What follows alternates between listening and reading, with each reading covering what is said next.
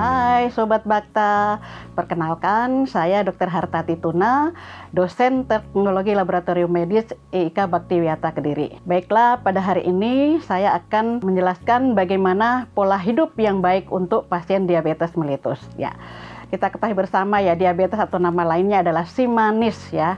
Si manis sekarang itu semakin meningkat ya.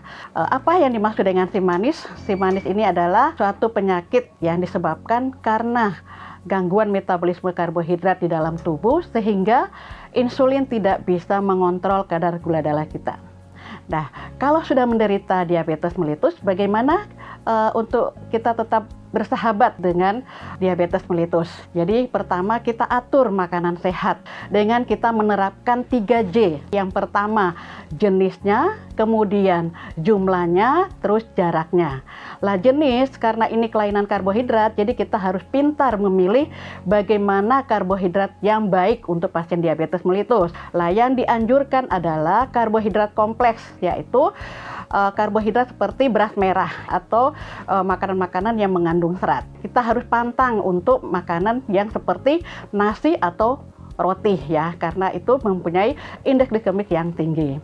Kemudian yang kedua, kita harus perhatikan jaraknya ya. Jadi usahakan setiap hari kita makan dengan jarak waktu yang tetap ya. Jadi misalnya kita pagi makan jam 6, kemudian kita kemil jam 10, kemudian jam 12 kita makanan utama, kemudian jam 6 kita makanan utama, nanti di setelah itu kita bisa makanan untuk ngemil ya, ngemilnya tapi kita pilih yang buah-buahan. Kemudian untuk jumlahnya kita menyesuaikan, jadi berat badan kita berapa, kemudian aktivitas yang kita lakukan itu seperti apa. Jadi kita perhatikan adalah jumlah karbohidratnya. Jadi semua sebenarnya boleh makan tetapi harus dibatasi ya. Jadi itu ya, jadi untuk makanan sehat kita perhatikan 3J, jenis, jumlah, dan jarak. Kemudian yang kedua, kita lakukan olahraga ya. Olahraga diusahakan 30 menit dalam sehari ya. Berapa hari? 3-4 kali dalam seminggu.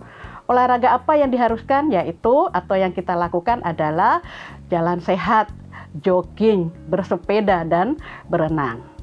Kemudian yang ketiga, karena kita udah diagnosa diabetes mellitus, maka kita harus melakukan pemeriksaan rutin. Jadi kita harus minum obat rutin, kemudian ada evaluasi laboratorium ya. Jadi untuk mengetahui kadar gula darah kita dalam sebulan itu berapa. Kemudian lagi nanti ada pemeriksaan profil lipid seperti kolesterol, lemak, dan lain-lainnya ya. Kemudian ada lagi pemeriksaan yang dianjurkan untuk dilakukan pemeriksaan dalam 6 bulan sekali, yaitu pemeriksaan HbA1c. Tujuannya yaitu untuk mendeteksi ya kalau misalnya sudah terjadi komplikasi apa tidak. Kemudian yang keempat yaitu mengelola stres ya. Jadi kita mengelola stres, jadi ada beberapa penelitian stres juga bisa memicu untuk terjadinya kadar glukosa darah meningkat. Terus bagaimana untuk mengelola stres? Yang pertama kita latihan pernapasan atau kita yoga ya, itu bisa mengurangi stres.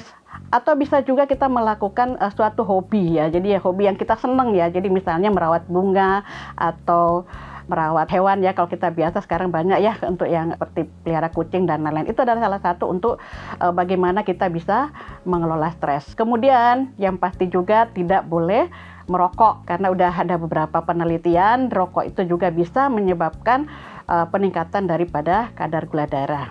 Keenam yaitu mengurangi konsumsi daripada alkohol ya. Mungkin itu yang bisa saya jelaskan sahabat Bakta, semoga bermanfaat.